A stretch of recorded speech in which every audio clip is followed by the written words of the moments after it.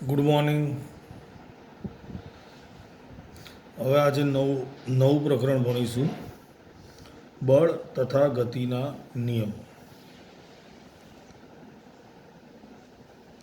કોઈ પણ પદાર્થ છે એની પર બળ લગાડવાથી શું અસર થાય છે? જેમ કે રબરનો દડો છે અને આપણે જોશથી બે બાજુથી બળ લગાવીએ તેનો આકાર બદલાય છે. ખુરશી પડી છે અને ધક્કો મારીને બળ લગાવીએ તો તેનું સ્થાન બદલાય છે. બોલર દડો ફેંકે, બેટ્સમેન બેટ વડે ફટકારે તો એની દિશા બદલાય છે અને એના વેગમાં ફેરફાર પણ થાય છે. સમજ પડી? એટલે ચાર વસ્તુ થાય: પદાર્થનો આકાર બદલાય, પદાર્થનું સ્થાન બદલાય, પદાર્થની ગતિની દિશા બદલાય અને ગતિમાન પદાર્થના વેગમાં ફેરફાર થાય. ખ્યાલ આવ્યો? હવે બળ બે પ્રકારના હોય છે, સંતુલિત અને અસંતુલિત. ધારો કે એક ટેબલ પડ્યું છે, એની બંને બાજુથી આપણે બળ લગાવીએ. એક ડાબી તરફ બળ લગાવે, એક જમણી તરફ બળ લગાવે. બંને બળ સરખા હોય તો ટેબલ એની જગ્યા પરથી હલશે ખરું? નહીં. આવા બળને શું કહેવાય? સંતુલિત બળો. જે બળોની સંયુક્ત અસર હેઠળ પદાર્થની સ્થિર અથવા ગતિમાન અવસ્થામાં ફેરફાર થતો ન હોય તે બળોને સંતુલિત બળો કહે છે. આવા બળોનું પરિણામી બળ શું હોય છે? શૂન્ય. પદાર્થ પર એની કોઈ અસર થતી નથી. સમજ પડી? સંતુલિત બળો. ટેબલને બંને બાજુથી બળ લગાવીએ, બંને બળના મૂલ્ય કેવા હોય? સરખા. તો પદાર્થની અવસ્થામાં કોઈ ફેરફાર થતો નથી. હવે અસંતુલિત બળો. જે બળોની સંયુક્ત અસર હેઠળ સ્થિર અવસ્થામાં રહેલો પદાર્થ ગતિમાન અવસ્થામાં આવે અથવા ગતિમાન અવસ્થામાં રહેલા પદાર્થના વેગમાં ફેરફાર થાય. ટેબલ પડ્યું છે અને એક જ બાજુથી ધક્કો લગાવીએ, અથવા ચલો બે બાજુથી ધક્કો લગાવે પણ એક બાજુથી બળ વધારે હોય અને એક બાજુથી ઓછું હોય, તો જે દિશામાં બળ વધારે હોય એ દિશામાં ટેબલ ગતિ કરશે. આવા બળોને શું કહેવાય? અસંતુલિત બળો. અસંતુલિત બળોને પરિણામે પદાર્થના સ્થાનમાં ફેરફાર થાય. એટલે સંતુલિત અને અસંતુલિત બળો ખ્યાલ આવી ગયો? જે બળોની અસર હેઠળ પદાર્થની અવસ્થામાં કોઈ ફેરફાર જ ન થાય એ સંતુલિત, અને ફેરફાર થાય તો અસંતુલિત. ચલો હવે દડાને આપણે રગડાવીએ, દડો ધીમે રહીને ફેંકીએ તો થોડે સુધી જશે પછી ઊભો રહી જશે. થોડે સુધી જશે પછી ઊભો રહી જશે. કેમ? કારણ કે જે સપાટી પર દડાને આપણે રગડાવ્યો એ સપાટી દ્વારા દડા પર એક બળ લાગે છે. દડાની ગતિની વિરુદ્ધ દિશામાં બળ લાગે છે, જે દડાની ગતિને અવરોધે છે. આવા બળને આપણે શું કહીશું? ઘર્ષણ બળ. જ્યારે કોઈ પદાર્થ સપાટીના સંપર્કમાં રહીને ગતિ કરતો હોય ત્યારે તે સપાટી દ્વારા પદાર્થની ગતિને અવરોધકતા બળને ઘર્ષણ બળ કહે છે. ચલો આટલું ખ્યાલ આવી ગયું? જો 3 પ્રશ્નો ભણ્યા આપણે. પહેલું શું કીધું? પદાર્થની સ્થિતિ પર બાહ્ય બળની અસર. પદાર્થનો આકાર બદલાય, પદાર્થનું સ્થાન બદલાય, પદાર્થની ગતિની દિશા બદલાય અને પદાર્થના વેગમાં ફેરફાર થાય. બીજું છે સંતુલિત અને અસંતુલિત બળો. જે બળોની સંયુક્ત અસર હેઠળ પદાર્થની સ્થિર અથવા ગતિમાન અવસ્થામાં ફેરફાર થતો ન હોય તો તે બળોને સંતુલિત બળો કહે છે અને એનું પરિણામી બળ શૂન્ય હોય છે. અસંતુલિત બળો. જે બળોની સંયુક્ત અસર હેઠળ સ્થિર અવસ્થામાં રહેલો પદાર્થ ગતિમાન અવસ્થામાં, એટલે કે સ્થિર પડ્યો, આપણે એને લાત મારીએ, દડો સ્થિર પડ્યો છે, એને લાત મારીએ તો એ ગતિમાં આવશે. અને રગડતો દડો આવતો હોય, વચ્ચે પગ મૂકી દઈએ તો એ ગતિમાંથી સ્થિર થઈ જશે. ખ્યાલ આવ્યો? અથવા એના વેગમાં કોઈ ફેરફાર થાય તો આવા બળોને શું કહીએ? અસંતુલિત બળો.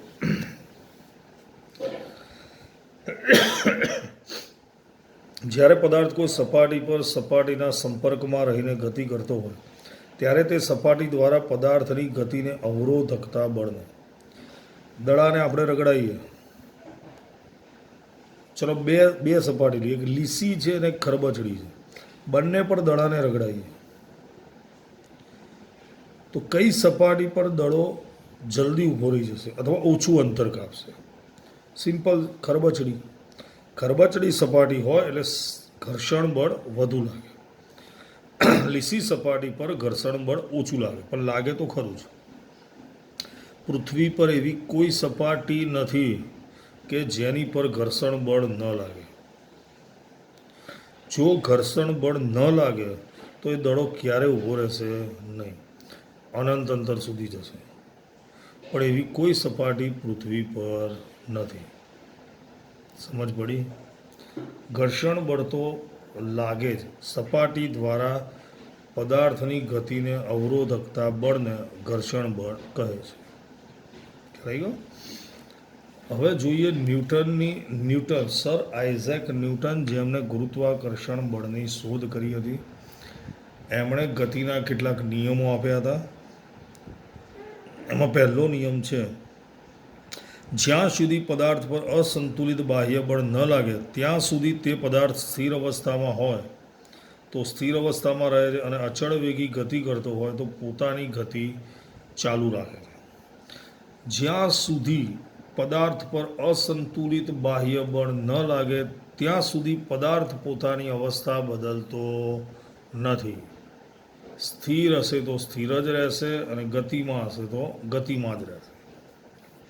સમજણ પડી? જ્યાં સુધી તેની પર અસંતુલિત બાહ્ય બળ નહીં લાગે ત્યાં સુધી પોતાની અવસ્થા બદલશે નહીં. સમજ પડી ને દરેક જણને? આને કહીશું ન્યૂટનનો ગતિનો પહેલો નિયમ, જે દર્શાવે છે જડત્વ. શું દર્શાવે છે? જડત્વ. પદાર્થ પર જ્યાં સુધી અસંતુલિત બાહ્ય બળો ન લાગે ત્યાં સુધી પદાર્થ પોતાની સ્થિર કે અચળ વેગી અવસ્થા જાળવી રાખવાનો પ્રયત્ન કરે છે. પદાર્થના આ ગુણધર્મને જડત્વ કહે છે. એના કેટલાક ઉદાહરણ આપું એટલે ખ્યાલ આવશે. જડત્વ. આપણે બસની અંદર બેઠા હોય, એકાએક બ્રેક વાગે તો શું થાય?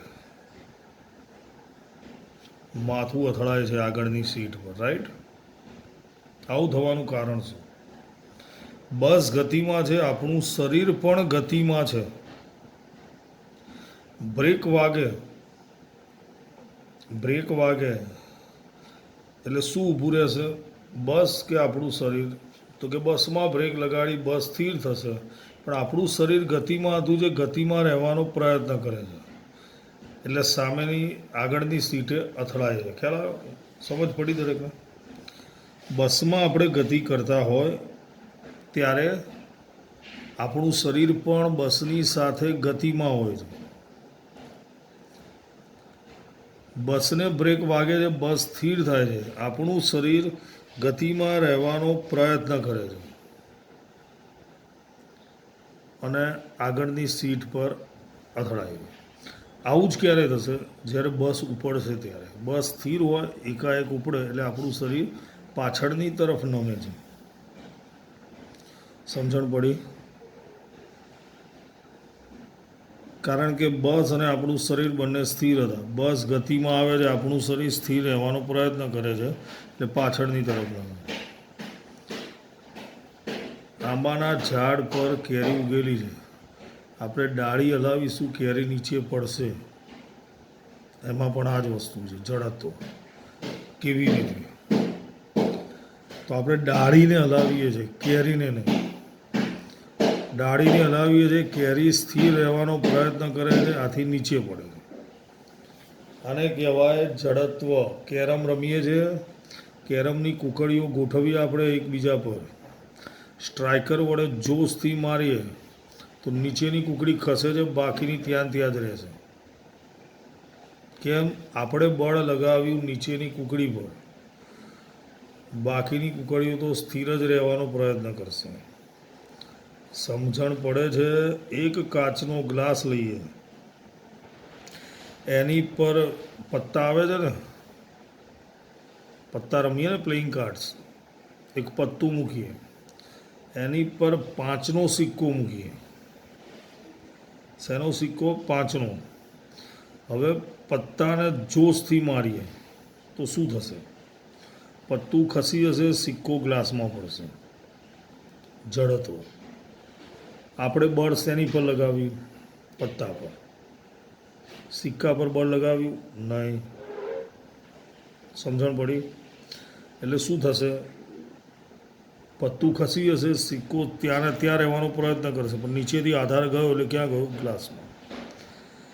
આને કહેવાય જડત્વ. એટલે ન્યૂટનની ગતિનો પહેલો નિયમ જડત્વનો નિયમ પણ કહેવાય છે. જડત્વના 3 પ્રકાર છે: સ્થિર સ્થિતિનું જડત્વ, ગતિનું જડત્વ અને દિશાનું જડત્વ. તો જડત્વ ખ્યાલ આવે દરેક જણને? પદાર્થ પર જ્યાં સુધી અસંતુલિત બાહ્ય બળો ન લાગે ત્યાં સુધી પદાર્થ સ્થિર કે અચળ વિગી અવસ્થા જાળવી રાખવાનો પ્રયત્ન કરે છે. પદાર્થના આ ગુણધર્મને જડત્વ કહે છે. ન્યૂટનની ગતિના પ્રથમ નિયમને જડત્વનો નિયમ પણ કહે છે. તેના 3 પ્રકાર છે: સ્થિર સ્થિતિનું જડત્વ, ગતિનું જડત્વ, દિશાનું જડત્વ. જડત્વ પરથી મળશે આપણને બળની વ્યાખ્યા. જે બાહ્ય અસર વડે પદાર્થની સ્થિર કે ગતિમાન અવસ્થામાં ફેરફાર થાય તે બાહ્ય અસરને બળ કહે છે. જેના વડે પદાર્થની અવસ્થામાં આપણે ફેરફાર કરી શકીએ એવા અસરને શું કહીએ? બળ. ચલો હવે છે વેગમાન. પહેલાં તો વેગમાનની સંજ્ઞા શું છે? પી. એમ ગુણ્યા વી. એમ એટલે દળ, વી એટલે વેગ. તો બસ એ જ એની વ્યાખ્યા છે. પદાર્થના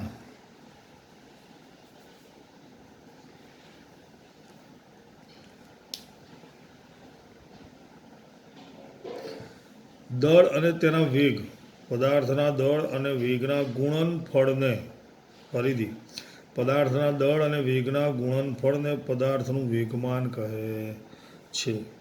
વેગમાન બરાબર દળ ગુણ્યા વેગ. પી બરાબર એમ ગુણ્યા વી. વેગમાનનો એસઆઈ એકમ કિલોગ્રામ મીટર પર સેકન્ડ અને નાનો એકમ ગ્રામ સેન્ટીમીટર પર સેકન્ડ. વેગમાન એક કેવી રાશિ છે? સદિશ. તેને દિશા પણ દર્શાવવી જરૂરી છે અને મૂલ્ય પણ જરૂરી છે. ખ્યાલ આવી ગયો? 2 માર્ક્સમાં પૂછાયા પ્રશ્ન. વેગમાન, પદાર્થના દળ અને તેના વેગના ગુણનફળને પદાર્થનું વેગમાન કહે છે. વેગમાન બરાબર દળ ગુણ્યા વેગ, એટલે પી બરાબર એમ ગુણ્યા વી. વેગમાનનો એસઆઈ એકમ કિલોગ્રામ મીટર પર સેકન્ડ અને તે કેવી રાશિ છે? સદિશ રાશિ. વેગમાન પરથી હવે આપણે ભણવાનો ન્યૂટનનો ગતિનો બીજો નિયમ અને સાબિત કરવાનું એનું સૂત્ર.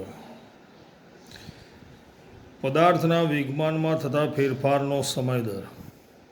સમય દર કીધું એટલે છેદમાં સમય આવશે, ઉપર આવશે વેગમાનમાં થતો ફેરફાર. વેગમાનને કહીએ પી અને ફેરફાર માટે આગળ ત્રિકોણની નિશાની લખો, દોરવાની, એટલે એને વંચાય ડેલ્ટા પી, થતો ફેરફાર.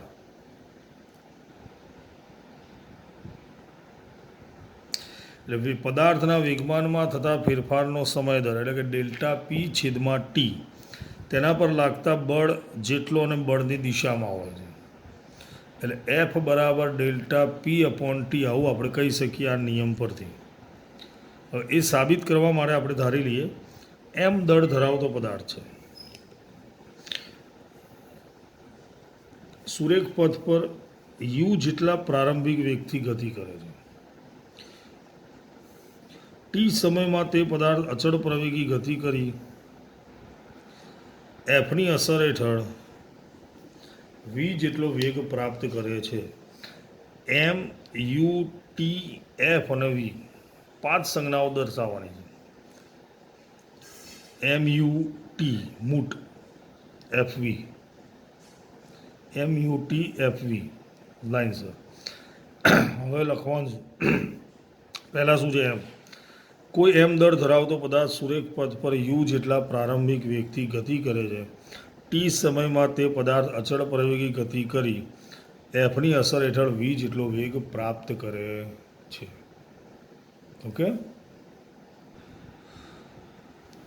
ધારો કે પદાર્થનું પ્રારંભિક વેગમાન P1 MU, એમ દળ, યુ વેગ. યુ કેમ લીધો? પ્રારંભિક વેગ લેવો પડશે. પ્રારંભિક વેગમાન એટલે અંતિમ વેગમાન P2 MV. સમજી ગયા? વી કેમ લીધો? અંતિમ વેગ લેવો પડશે.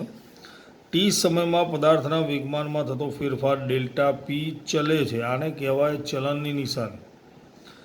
ફેરફાર એટલે P2 માઇનસ P1. P2 એટલે MV માઇનસ MU. બંનેમાંથી એમ કોમન કાઢ્યા, V માઇનસ યુ. ચલો આટલું સમજ પડી દરેકને? સૌથી પહેલાં શું લખ્યું? ધારો કે એમ દળ ધરાવતો પદાર્થ યુ જેટલા પ્રારંભિક વેગથી ગતિ કરે છે. ટી સમયમાં એફ બળની અસર હેઠળ એનો વેગ વધીને વી થાય છે.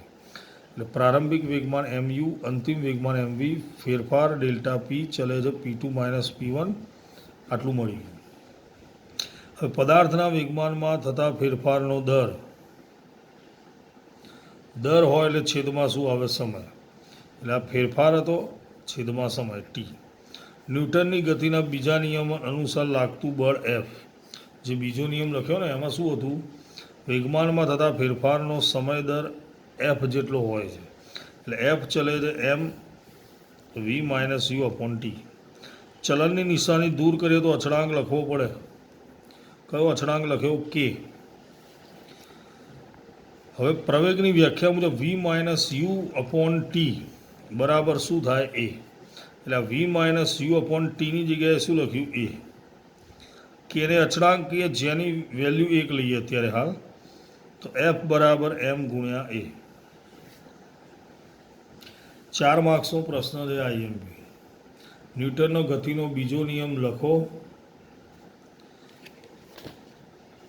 અને એફ બરાબર એમ એ સાબિત કરો. પહેલાં બીજો નિયમ શું લખ્યો આપણે?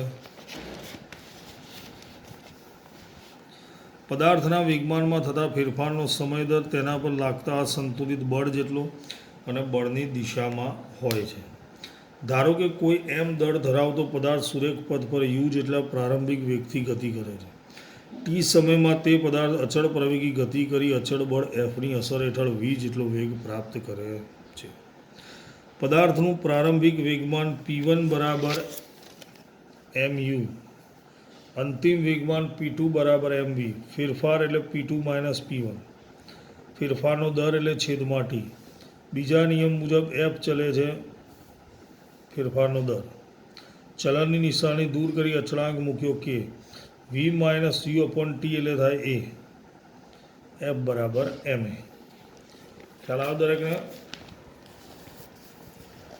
2 નિયમ ભણ્યા. હવે આવશે ત્રીજો નિયમ. આઘાત અને પ્રત્યાઘાત. બે પદાર્થો છે. સમજો એ અને બી. પદાર્થ એ બી પર બળ લગાવશે તો એટલા જ મૂલ્યનું બળ બી એ પર લગાવશે. સમજ પડી? પદાર્થ એ બી પર જેટલું બળ લગાવે એટલા જ મૂલ્યનું બળ બી એ પર લગાવશે. પણ બંનેની દિશા કેવી હશે? વિરુદ્ધ. બંનેની દિશા કેવી હશે? વિરુદ્ધ હશે. મૂલ્ય સમાન હશે. બંદૂકમાંથી ગોળી છોડીએ એટલે બંદૂક પાછળની તરફ ધકેલાય છે. તરવૈયો હાથ વડે પાણીને પાછળની તરફ ધકેલે એટલું જ શરીર આગળ જશે. નાવિક હલેસા વડે પાણીને પાછળની તરફ ધકેલે હોડી એટલી જ આગળ જશે.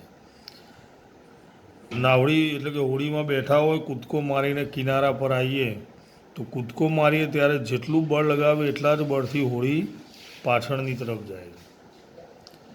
આને કહેવાય ન્યૂટનનો ગતિનો ત્રીજો નિયમ.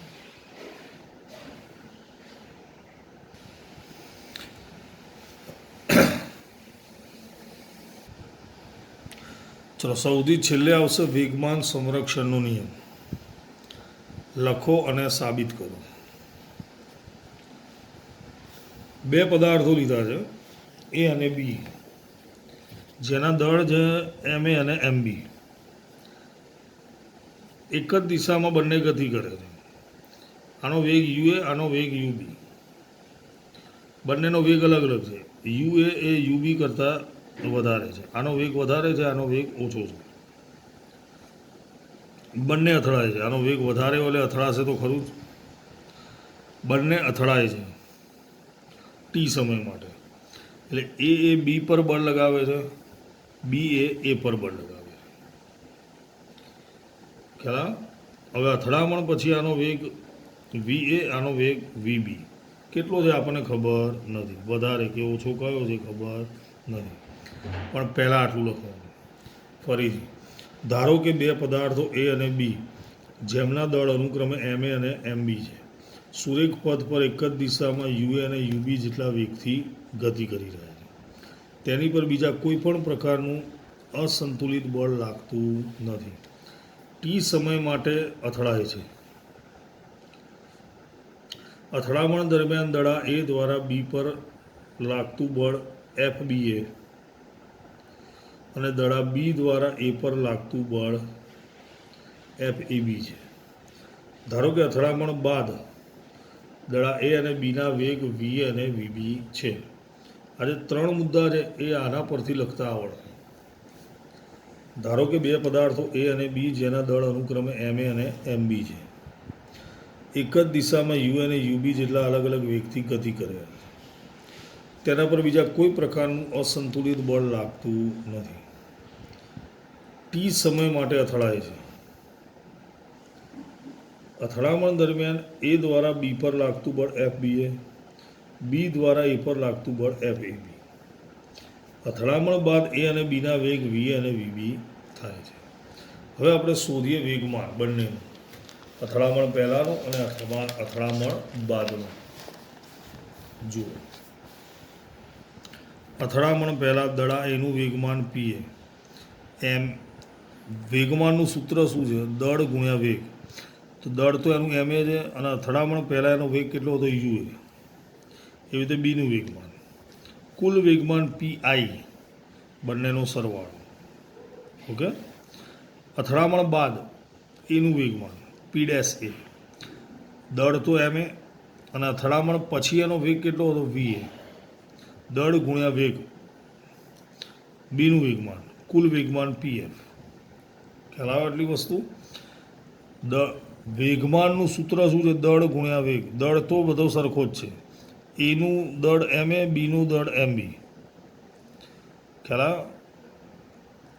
અથડામણ પહેલાં વેગ યુ એ એનો, બીનો યુ બી. અથડામણ પછી એનો વેગ વી એ, બીનો વી બી. ચલો, ટી સમયમાં એ દડાના વેગમાનમાં થતો ફેરફાર. અંતિમ વેગમાન એનું શું હતું? પી ડેશ એ.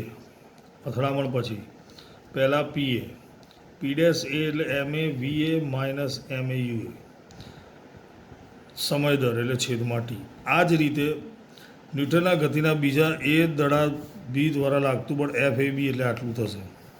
અને આ જ રીતે બી દ્વારા એ પર લાગતું બળ એફ બી આનાથી ઊંધું, તો એની જગ્યાએ બી આવશે. પહેલાં શું લીધું? એના વેગમાનમાં થતો ફેરફાર. P dash A minus P A, M A V A minus M A U A. સમય દર એટલે છેદમાં ટી. આને કહીએ એફ એ બી. મતલબ એ દડા પર બી દ્વારા લાગતું બળ. આટલું થશે. આજે હમણાં આપણે ભણ્યા ન્યૂટનનો ગતિનો બીજો નિયમ, એના પરથી લખ્યું. હવે બી દડા પર એ દ્વારા લાગતું બળ એફ બી એ, એની જગ્યાએ બી લખવાનું.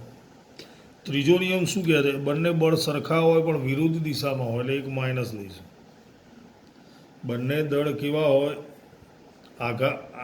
એ દડા પર જે બળ લાગે બી દ્વારા એ આ છે, બી દડા પર એ દ્વારા જે બળ લાગે આ છે. બંને બળ કેવા હોય? સરખા પણ વિરુદ્ધ દિશામાં હોય એટલે એક માઇનસ લઈએ.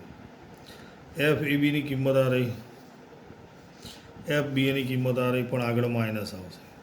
ટી ઉડી ગયા, માઇનસ અંદર જશે એટલે માઇનસ માઇનસ પ્લસ થઈ જશે. હવે આ માઇનસવાળું પદ જે છે એને અહીંયા લાવી દઈએ એટલે પ્લસ થઈ જાય, આને અહીંયા લઈ જઈએ એટલે એ પ્લસ થઈ જાય. MA VA plus MB VB આ છે અંતિમ વેગમાન PF. MA UA plus MB UB પ્રારંભિક વેગમાન PI. એટલે આના પરથી શું ખબર પડી? અસંતુલિત બળની ગેરહાજરીમાં આંતરક્રિયા દરમિયાન અથડામણની ઘટનામાં બે પદાર્થોનું કુલ વેગમાન અચળ રહે છે. પહેલાં જેટલું વેગમાન હોય એટલું જ અંતિમ વેગમાન મળશે. ક્લિયર?